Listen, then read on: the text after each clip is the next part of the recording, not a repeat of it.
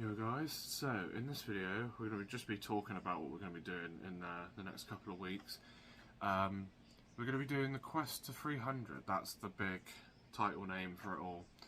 And we're mainly going to be doing it with this, because I know all the other channels have covered it already, but I've not really had the chance to. I've had a lot of things happen, you know, the people that are close to me know that have had stuff happen with me recently, and had a lot of stuff come up as well, so I've just been quite busy, to be honest. So the content I have been doing is either stuff from the pre-recorded, or it's stuff that I've sort of planned carefully and managed to do a video on it quite quickly on it. So yeah, it's going to be with the X-Shot Longshot. This isn't the only, the only blaster I'm going to be covering. There is going to be a new blaster coming quite soon, which I did post a status about on the on YouTube. But this is just sort of in the meantime, sort of during while I do all the other stuff. I like to have a little project. So with my XLS, it's got my EOTech, and I actually put some flip ups on here now. I also put my Rex cup holder on here because I just thought it looked quite cool. Won't be leaving it on there. It's just for now because it fits on my riser and it doesn't get in the way of anything else. You've probably noticed my flashlight up front. I actually really like this setup. The batteries are pretty much dead on this now because they always use, in this setup, it uses the battery while it's turned off. But we've got a flashlight. You don't really see it with my my studio light anyway, but it's quite good. It's got a good ring of light, perfectly visible for this. I actually use this light on pretty much every setup I've built. Even the Diana, I use zip ties for that in one of the videos. It's a Kodak. It's a good flashlight. It just uses the batteries while it's on here. But you can unscrew this and take out the batteries, and you could technically store it just like this. And it uses three mini. I think these are AAA's, not double A's, but yeah, those ones. And yeah, it's just easy to replace the batteries if it goes dead, so that's why I haven't really worried about it. It's a good quality material as well. This is made out of. It's quite hard to. You can just take this off and then put the batteries on that way. I don't usually have a problem. It's just because I'm recording, of course, that happens. But yeah. There we go, we just cut to our sat down again. So we just put it in there like that, and yeah, I usually just take this off because it's easy to take this off. But this is only a basic level 1. I'm sure you guys have seen some of the new drops recently. That's a little hint to what the next video is going to be. Not only going to be about, but that is one of the things. Might be replacing just this whole setup anyway soon, with a different type of flashlight and stuff as well. But I quite like just how that is. I know some people would go, oh, that's redneck, oh, that doesn't look so like tactical, but I actually really like the way this is set up because you can actually turn this as well. So if you're left-handed, you can come up and hit this with your thumb, or if you're right-handed, you can turn this the other way and use it with your other thumb, with your other hand. So you can position this flashlight wherever you want it, really. And you can have it downwards and just use like your trigger finger to turn it on. So it is quite practical. It doesn't get in the way of anything, and it works. I really like the way it looks and the way it functions. As you can see, I'm using the long darts in this. I'm actually using hard tip darts, and these, you probably can't tell, they look like Nerf darts for some reason with this studio light. But yeah, these are very hard tip darts. They are the newer version of these space darts that the dollar store released. Usually full lengths, as you know, aren't very accurate, but hard tip darts, or Cheeto full lengths technically, they work amazingly. I'm not just joking. I mean, outside, not as much. I mean, if it's windy, if it's a still day, you'll get good accuracy, but indoor play, oh my god, guys, like accuracy, if you want to, target shoot with full lengths, hard tip darts are the way to go. I mean, I can stand at one end of my apartment, shoot all the way to the other end, and hit exactly where I'm aiming at with full lengths. I know that would be like like confusing for most people to hear that, but with this is why you need to pick your ammo types. AccuStrikes probably work as well, but I haven't had any of them for a long time. I mean, they don't really sell AccuStrike in these stores over here anymore. I do have the adapter and I do use the short darts, but I find that you do get a better air seal as well. I find even with the Worker Generation 2 high ends, I hear a lot of air like blasting past the dart when it's firing. I've tried different darts. I think it is just the barrel tightness, which is fine because there is something that I will be getting to fix that. So when we're done with this, basically, it's going to be probably fully metal internally. I do talk to Conrad. What was that? What was that? I don't know what that was, but I had a bang. But yeah, I do talk to Conrad, and we have discussed some things. There's a possibility, now it's not a 100% chance, that there'll be something else that's metal. But I won't be talking about that because I don't know if it's secret. It's something that me and him have spoke about anyway, because he wasn't sure if this blaster really is supported that much. And as you guys know, this is like one of the top blasters of 2023 because it's bullpup, it looks cool, it's got all the cool graffiti looking writing all over it, it's got high performance, it was affordable, it uses Picatinny rails, it's fully customizable and in every way, and they even kind of marketed that to be so. They put the Orion marking on there because he made the original version of this, the 3D printed version, the Taurus, and they also designed sort of quick release clips to remove parts of the blaster. But I had a few people say, why do you need metal parts if you want to shoot 300 FPS? You don't need it, you just don't need it, I kept hearing. Well, it all goes on spring pressure, of course. I mean, you put a stronger spring in there, you're going to put wear on the catch. And if you put wear on the catch, you're going to put wear on the catch arm. And it's like it goes down the list. You need, if you're gonna put a very strong spring in here that's going to push it to 300, you're going to need the parts to maintain that. And not many people seem to understand that in today's market. I think that's just because people are kind of spoilt with what they can buy and what they can just pick up without having to modify. Yeah, this blaster was the only pro blaster we had released in England so far. I'm sure you could go on Blaster Time EU and pick up some stuff, but you're going to be paying the premium. You're not going to be paying what we all paid for this. The Strife X isn't released here yet. I don't know if it's going to release in England yet. The Dart Zone products, obviously, as you guys know, aren't released in England, so not everyone has the opportunity to buy them. And the same with the Cedar and some of the other blasters as well. Like, you just can't buy blasters like that, like here. I don't know if it's to do with the Joules rating. I'm also going to need to buy a new chronograph. This is giving me bad readings.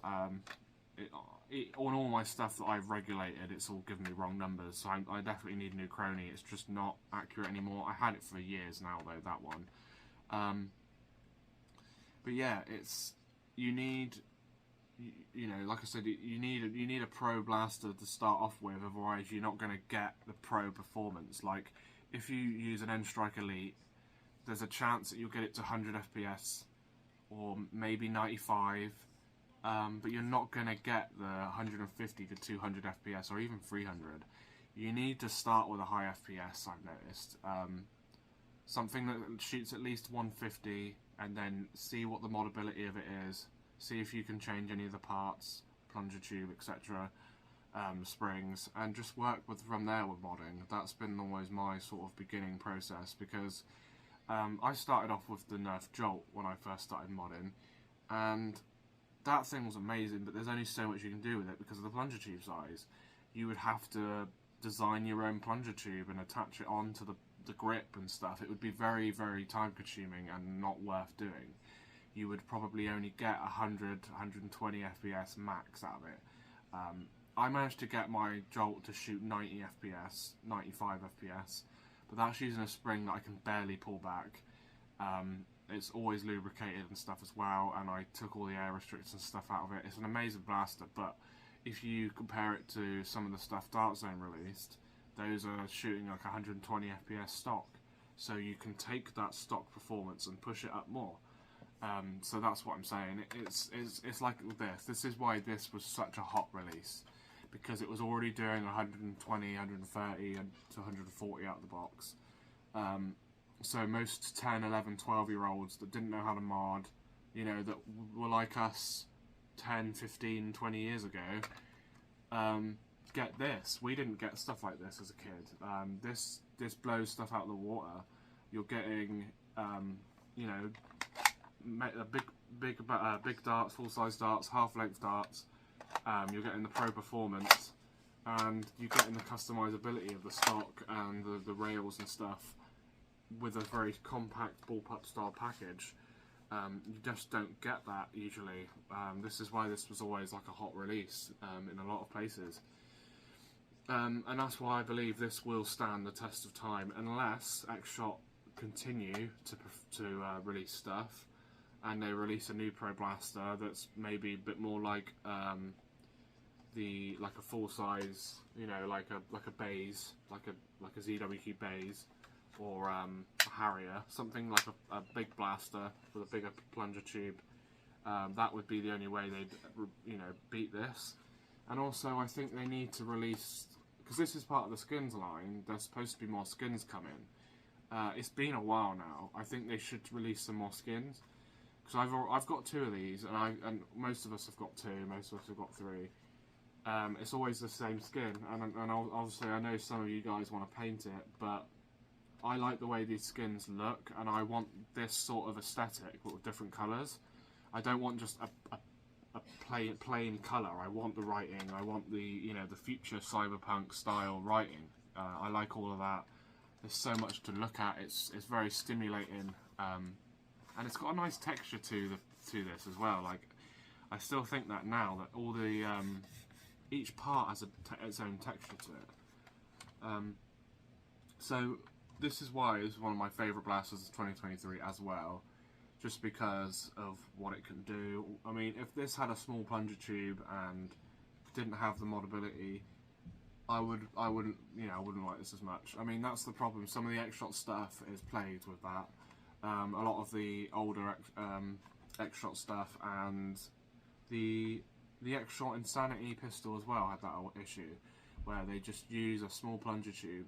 They have all that space in the blaster that they just don't use it all, you know.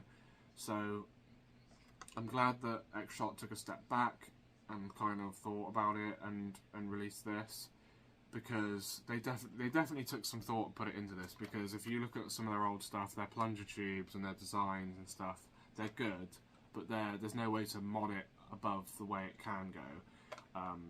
If you look at some of the other stuff, people try to double spring it and stuff, and it just didn't improve the performance.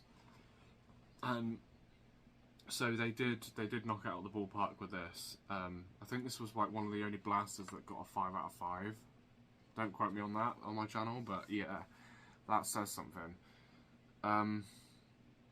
So that's the sort of the basic introduction to sort of the quest to 300, really, because a lot of people don't understand that you can't just take a crappy blaster and push it to 300.